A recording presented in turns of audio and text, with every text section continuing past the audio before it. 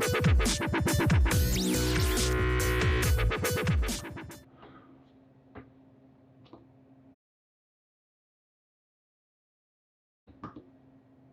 we are.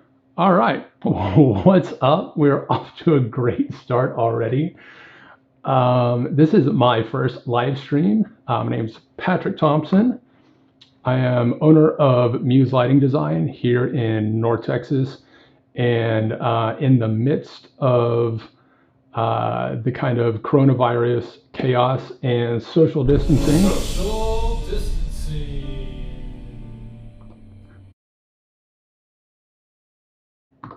Okay, I spent way too long on that bit. I don't know if it read well, but it made me laugh. So, anyway, we're here, and the whole social distancing thing is kind of obviously a big deal, trying to help minimize the impact of the coronavirus. And uh, tricky part is like what I do as an event and theatrical lighting designer is my job is based on the fact that people are going to gather together. And when they can't do that, there is no audience. There's no shared kind of communal experience. There's been a lot of cancellations around the globe, concerts, theaters, cruise ships, and all their entertainment have stopped for the time being. Six Flags Over Texas, where I used to work, is closed. Walt Disney World, where I used to work in entertainment, is closed. Disneyland, they just shut down the Walt Disney World college program, which I was a part of in the early 2000s, just cutting them and sending them home. And it sucks. Broadway shut down. All of Cirque du Soleil shows are shut down. It's just a mess. And that's not to say that there are not other people hurting, because I know that there are, either with the disease or feeling the impact. There's a lot of people who do what I do for a living who are without an audience. So after having an event canceled a couple weeks ago, the idea jumped to my mind, like, what if I could do virtual events, either in the midst of an outbreak, or if they don't want to have people travel in, whatever, still produce an event, but live stream it. So that's kind of what I'm dabbling with and experimenting with today. So yeah, that's sort of what's going on. I did want to show you kind of a peek behind the scenes, behind the buttons, if you will, on kind of how I approach things, and talk to you about a particular lighting design that I did for last summer. I did want to throw out the opportunity, if you're on YouTube or Facebook right now, and you're watching, you want to say hi, please do, just so I know that I'm not talking to a camera in the middle of my studio for nothing. But we're going to go over and take a look at this lighting design that I did. Again, it's for last summer. It's for a local production company called Five Stone Creative. They are amazing, dear friends, great people. And we were tasked with producing an engaging and exciting freshman orientation for the incoming class for University of North Texas. And there's a couple stipulations, especially, excuse me, we designed two shows. Goodness. One was inside one of their ballrooms, and one was inside their arena, the Super Pit is what they call it, or the Coliseum. And that's what we're going to be talking about today, is the Coliseum design. But the rules were no rigging, so I can't hang anything from the rafters. No haze, which I never like to hear, because it creates its own set of unique challenges. But we also had 7 dates of that. And hey, Tim, it's Tim Rooker.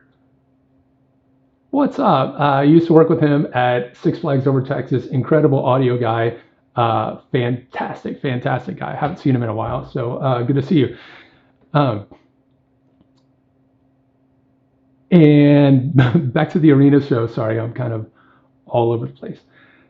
Um, yeah, it was fun. I'm going to jump over to my 3D software and kind of show you what's going on with that. So we're actually going to zoom out here, be all dramatic. Oh, too far. And move the camera up.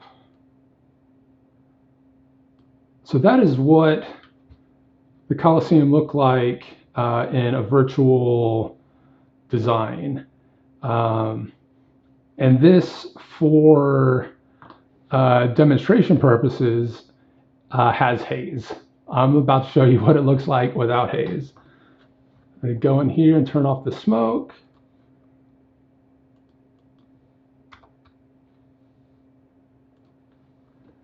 And so there we go. Obviously not quite as impactful. What the haze does is it puts a fine mist through the air so that light beams can't actually shoot through it, so you see the light beams floating in the air. Without anything in the air, there's nothing for the light to hit, and so our vision just goes straight back to the back of the arena, which you see in this case. Obviously, I always prefer haze. It makes things look cooler, but it's just not always a thing. In this case, the Coliseum was built, I think, in the 70s. I imagine they've had updated smoke detectors since then, I hope. But smoke detection does often get set off by haze. And you don't want that. There's ways around it, like theaters where haze is used frequently will use heat sensors for smoke detection or fire detection.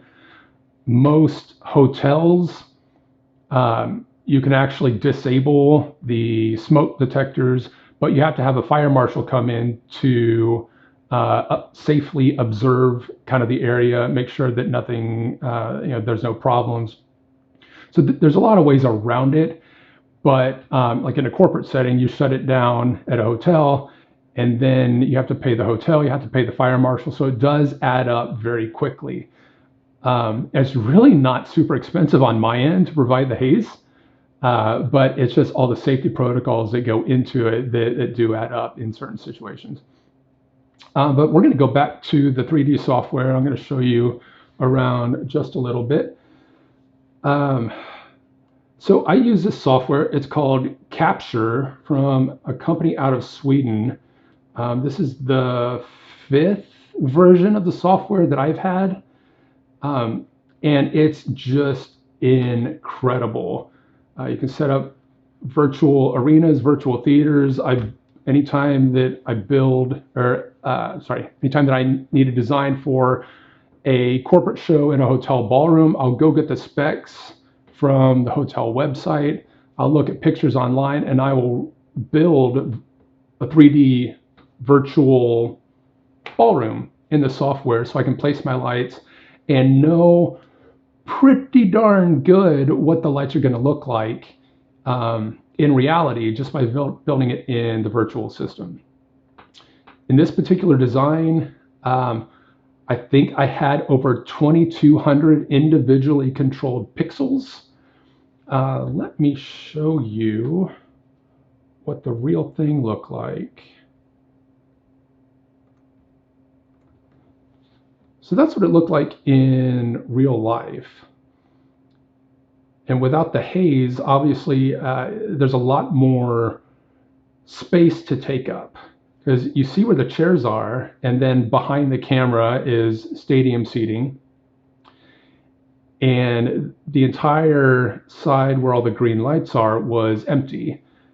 And so visually, to make it exciting, like I wanted to take up that space. I also wanted to use these truss and all these LED strips right here to kind of emulate that exciting moment in like basketball games, football games, where the teams take the field and there's like all this hoopla and stuff. So I wanted to have a lot of truss and industrial kind of look with a bunch of stuff flashing and moving around. Now, I have all of this connected to, I use the Hog4 system, which is a fantastic lighting console supported by fantastic people in Austin, Texas. And I've got it connected virtually so I can, change colors. I can move stuff around. Oh, you can't really see because I have my haze turned off. But I can control this virtual world basically like I would in a real world situation. And I love it. It's a lot of fun. And when it comes to, lack of a better term, sales pitch, I use the 3D modeling to show potential clients, hey, this is what it can look like on this budget. So it's been a really, really useful tool. And let's see, Tim, my friend, has a question. Do you initiate the process with the facility about the use of haze, or is it something they assume responsibility for and get the fire marshal? It is sort of a partnership. It's determined very early on in the process.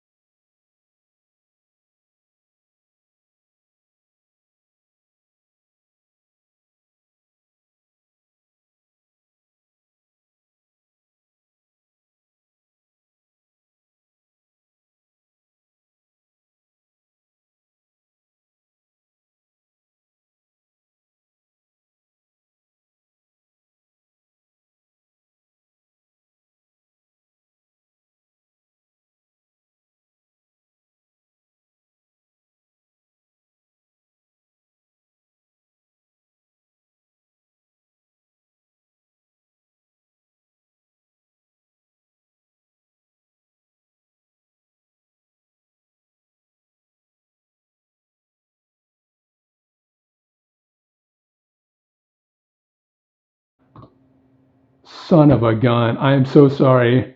Uh, my audio is out for that. Um, so I'm going to recap real quick. Tim asked a question if I take control of the fire watch or if that's on the venue. And it's a partnership. I go into design knowing whether or not there's haze or not. So the design is there. When I show up at the venue, I'm going to confirm with either the venue manager or the tech director to make sure that we're good to haze, Firewatch is there, and that everything is okay. I made that mistake once in a show several years ago. We had haze, but it was outside of our Firewatch timing. So technically, at that moment in time, we weren't allowed to haze. But I have a hazer set on a fader. I accidentally bumped the fader. The haze went off for like 2 seconds, and within 20 or 30 seconds, the smoke detector went off. And I went and hid under the table. Because in a hotel situation, when a smoke detector goes off by law, the fire department has to come out to check things out. So unfortunately, I have a sneaking suspicion that somebody had to pay for that. It wasn't me, but I do think that that hit somebody's bottom line. So with that in mind, I try to be hyper vigilant and get approval. You know, even if it says 3 o'clock on my schedule, I'm going to go and make sure that Hayes is good to go, because don't want that to happen again. But yeah, Hayes is a big deal, a great thing. And yeah, that is about all I've got on Hayes. I'm going to go back to the desktop now and look around. Scroll back. I'm going to turn the haze back on just because I can, and I don't have to worry about a fire marshal. I'll turn it down really low so we can see what's going on. Over here, I've got some LED Lecos. Those are the Chauvet Professional Ovation E260 WWs. I love their naming conventions sometimes. So those are for my front wash. We've got some Chauvet color band pix-m's here. We've got 8 Chauvet Professional Nexus 4x4s, which are up front on the truss. And I've also got 4 stationed out in the house. Got some Chauvet Professional R1 spots and some Chauvet Professional R2 washes out here. And if we scroll in, I've got these tubes right here. These are the Astera AX1s. These are amazing. The whole Astera product line. It's half designed for live events and half designed for film. The amount of control you have on them, I'm actually using them in the studio right now for a little bit of lighting, plus the sun is coming in, so it's getting all kinds of wonky in here. But Astera is fantastic. They're battery operated, completely 100% wireless. So you can move them and put them anywhere very quickly without having to run a bunch of cables. Love them, they're great. So we're going to go back out. Also kind of peppered along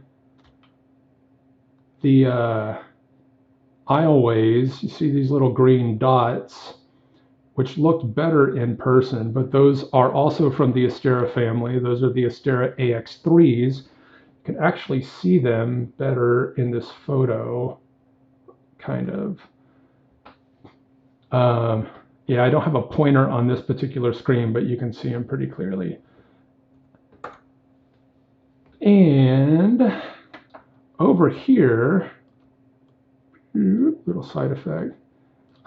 These guys are from Chauvet Professional also. Those are the Epic Strip tours and Epic's bar tours. And those are media fixtures that I can feed media, like little videos into, and it'll create designs and patterns without having to individually program each pixel. I'm about to show you a video here in a second, and there's a little peek at those. So take a look.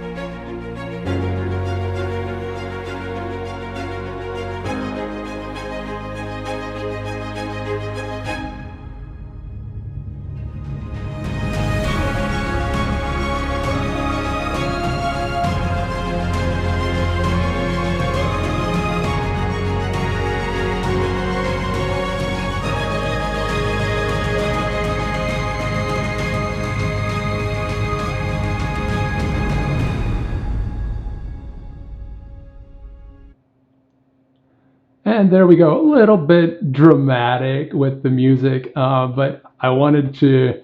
Uh, that show was for. We did it 7 individual dates, and that's 7 load-ins, 7 strikes.